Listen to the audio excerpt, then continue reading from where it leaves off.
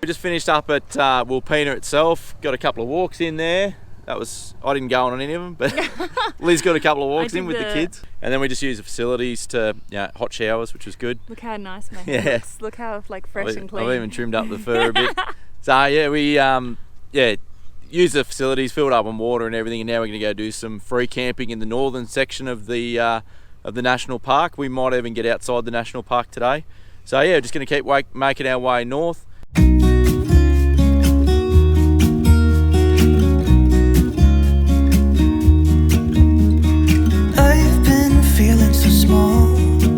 Watch the clock ticking off the wall, but tonight I'm letting it go. Righto, so we're just going to do what's called the Bunyeroo Scenic Drive. So it's a gravel road, but it snakes its way through some of the good gorges and stuff that there are to see in the northern part of the national park. There's some camping areas and stuff up here as well. If you're looking to do some more sort of remote bush camping rather than staying at Wilpena, this is your other options are up this way. When you come to the Flinders, obviously Wilpena Pound's, these corrugations. Wilpena Pound's sort of the better known part of the park, which is right down in the south end. There's a lot of really good walks and stuff to do around there and plenty to see and do.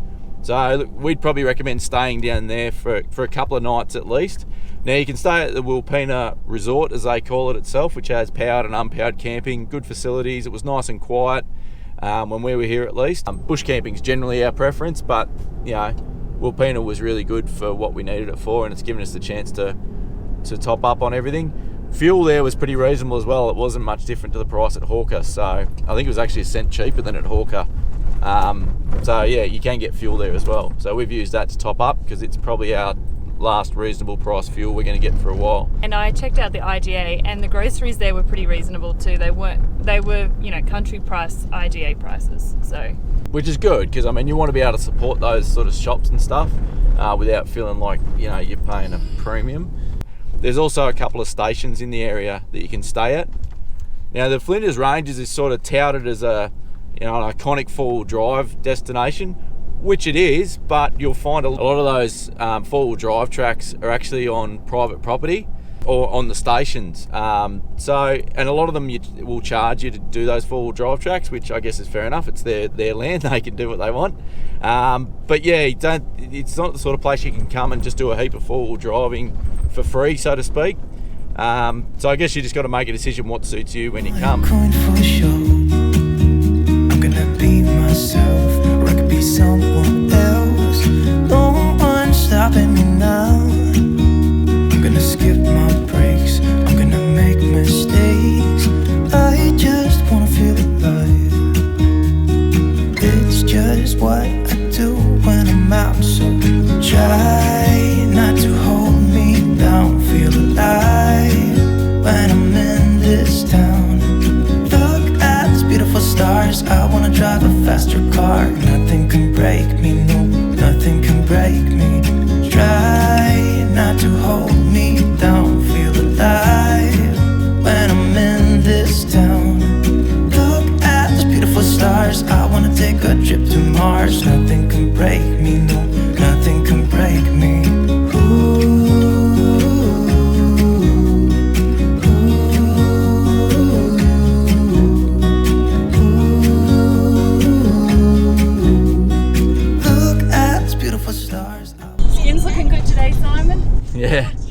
Yeah, got a good wash, a bit of exfoliating. I even moisturised this morning, which is a bloody rare thing for me to do, I can tell you that. She's gone on to some pretty good skincare stuff that my cousin makes. It's her own skincare brand, which is pretty awesome. Pretty proud of her for that. She's done well to set up her own skincare range. It's actually, I didn't know skin could feel like this. I'm pretty averse to any sort of skincare apart from washing my face occasionally. So yeah, check it out. Leave a comment below. How beautiful does his skin look? He just looks like he's glowing. He's like a new human today. Look at this beautiful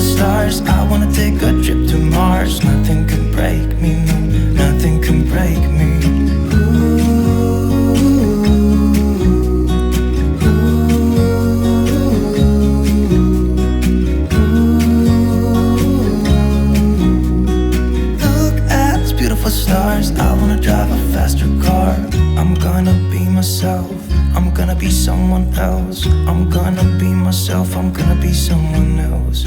I'm gonna skip my breaks, I'm gonna make mistakes. I'm gonna skip my breaks, I'm gonna make mistakes.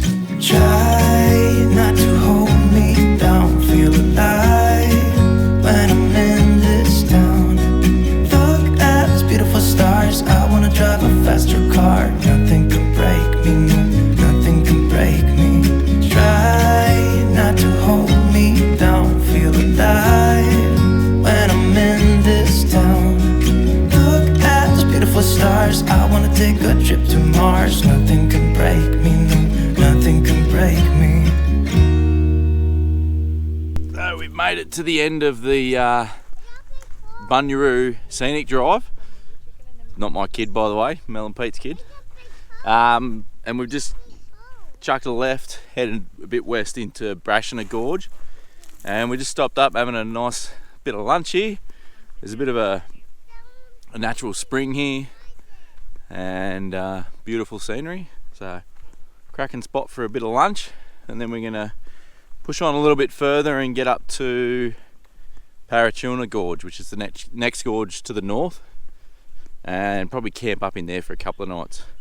These massive river gorges, you can tell it's the source of life. There's the rest of the landscape's pretty dry and covered in pine, and then you get down to these river valleys and it's lined by these giant red gums, and you can tell that how much the water creates life and defines the landscape. It's pretty impressive, and a beautiful spot to just sit and have a quiet spot of lunch.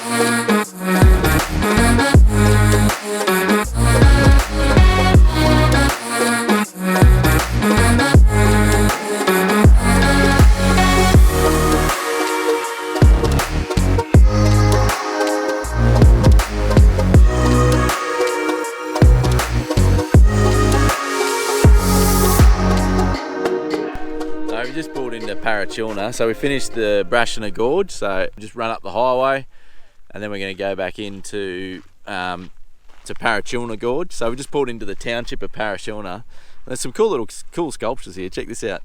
Parachilna at the moment's a bit of a ghost town. It looks like the pub's not open, which is about all that's here. Pub and a caravan park, which is probably run by the same people, but it looks like they're doing some renos, so it may be open in the near future. It looks pretty nice though, like they've done some extensions out the back, and there's accommodation here, looks like there will be at least, and beautiful backdrop of the mountains.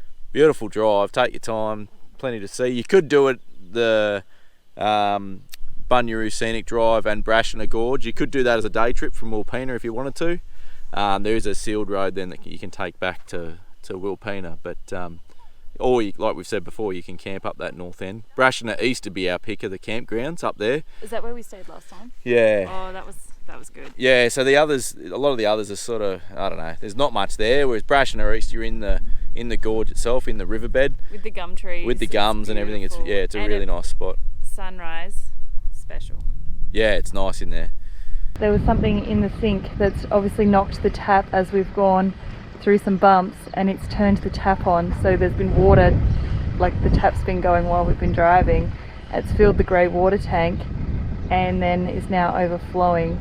So we just stocked up on water because we're going out bush for a while. So I don't know how much we've lost, but because the grey water valve's shut, it just obviously keeps pumping in until the grey water overflows. And luckily we just happen to be stopped, and I just noticed water coming out from under the van, which is never a good thing. And yeah, it's our fresh water being pumped from. So it's a good lesson to turn your water pump off when you're driving, so that it can't. Because I mean, if you get a rock or something, so the other thing is if you get a rock or something flick up underneath and break a pipe or something, it'll just pump all your water out onto the ground. Whereas at least if the pump's off, it'll only gravity feed out. So. All right, let's chalk that one up to beginners. Lesson 478 of caravanning. Oops. Ah well. How essential is water? No showers for me. Oh no. Look, I might be a little bit smelly and dirty for the next little bit.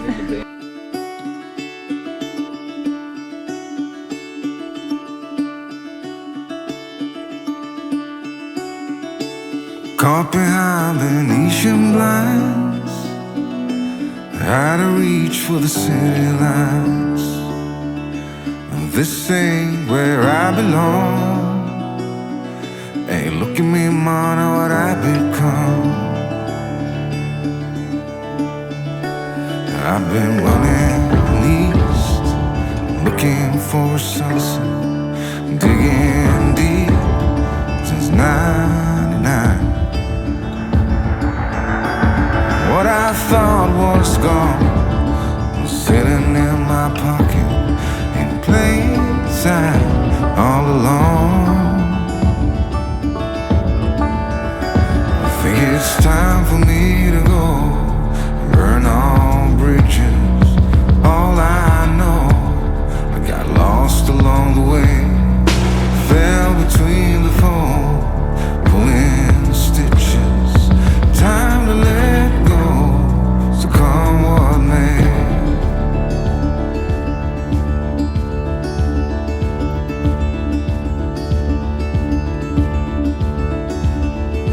Don't look before you leave. What you give, you get to keep. So long, farewell. Free camping in a gorge in the middle of the Flinders Ranges. I live for this. I love it. And my crooked little heart that seems so rebellious is falling apart right now. I'm bleeding, an easy kill, gonna leave it all behind. I think it's time for me to go, burn all bridges. All I know, I got lost along the way, fell between the fold, pulling stitches. Time to let go, so come what may.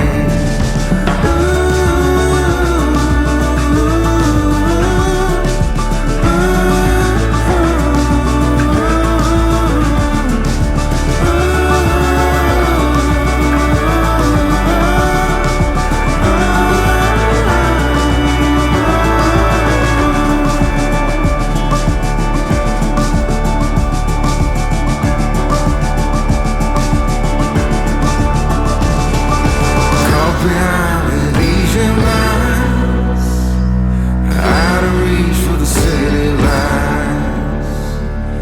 This ain't where I belong. Look at me, man, what I've become.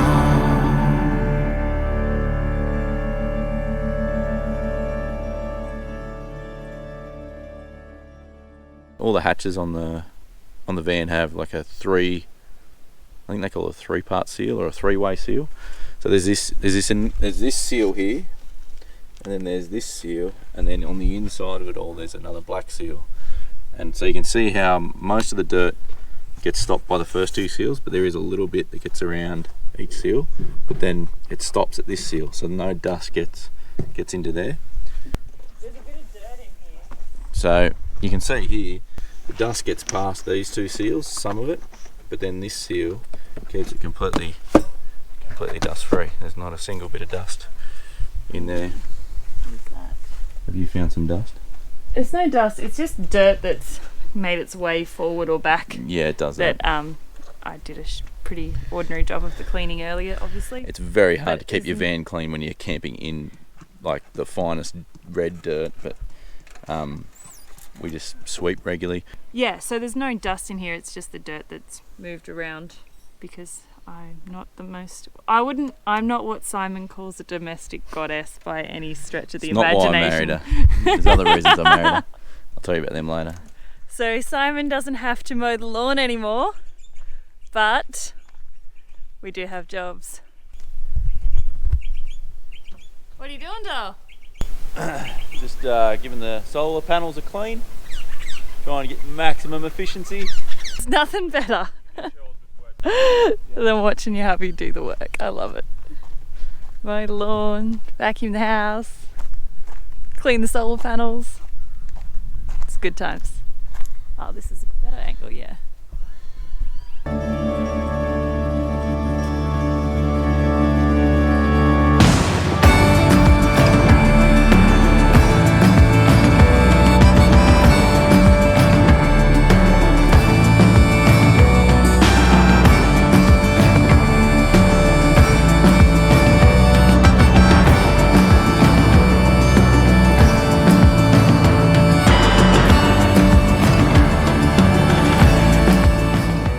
Tonight we're going to do some jacket potatoes and some corn on the cob in the fire, and then we're going to cook our sausages later in the fry pan. So we'll show you how we do it. So we've had this fire going on and off the last couple of days, so there's a fair bit of heat underground. So instead of waiting for coals, what we're doing is we're going to just dig a hole under the fire, bury them straight in the ashes, and double wrap them in foil so the ash doesn't get in. Jesus, some heat. Stick them in the hole, and we're going to bury them in like a sort of like a hungy. Stick your hand in there. Jesus, that's... Yep. Is it going to be hot enough? Yeah, it's good. So, this is a good little trick if you don't have enough coals to cook your dinner. Thank you, camera lady. Watching. No, not watching, hang on.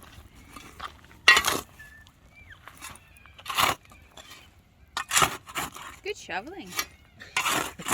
Thank you. Did you count them? Now the trick is counting. Yeah, the trick is you got to count how many spuds you put in there, and remember exactly where you buried them. And then when you dig them up, you dig gently so you don't pierce the foil. Speaking from experience. He's going to slice one later. How many potatoes are there? 8. 9. There's 9 potatoes. We'll bleep that out. There's 9 potatoes in there, so we're going to try and find. As long as we find 8, I'll take 8 as a win. 8 to win. The good thing about cooking them like this is, even if you do have coals, is it's very hard sometimes to get your temperature right with coals. Coals can burn them pretty easily if they're too hot. Whereas this way, it keeps a very consistent heat, even if it's quite hot. It generally doesn't get hot enough. In my experience, I might be proven wrong, but in my experience, it doesn't get hot enough to burn them, which is handy. And it often seems like there's not enough heat in there, but as Pete demonstrated with his hands, there's a lot more heat in there than it looks like. So I reckon about 40 minutes to an hour, cook spuds. That's what cooked spuds sound like.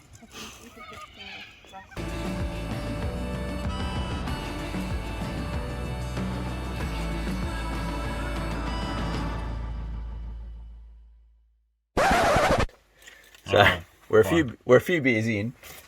Some of the potatoes are coming out really good. Like this is what we're aiming for here. This is perfect. Some of them have come out a bit undercooked, but that's okay. It's okay, Pete. We'll just recook them. What do? We just put them back in the fire. But most of them, like that one, that is. Reveal that. Reveal it. Let's do it. Ready? Some ash on it. Yeah. Oh, they've all got ash on them. You dug it. They've been in the fire, mate. Here we go. Bit of ash. We got to cut that off. Oh, Yeah, like I was saying. potato ash. Feeding the possums. Everyone's got to eat around here. Okay. There you go. So we'll just cook them for a bit longer. It's not an exact science, obviously. It's just near enough's good enough. You can always cook them for longer. I'd rather pull them out early than burn them. I reckon it'll be good. I don't know. Cooked potatoes? That is just ginger beer, isn't it? I think so. I'm a bit delirious though. All this sleep and good times, it's catching up with me.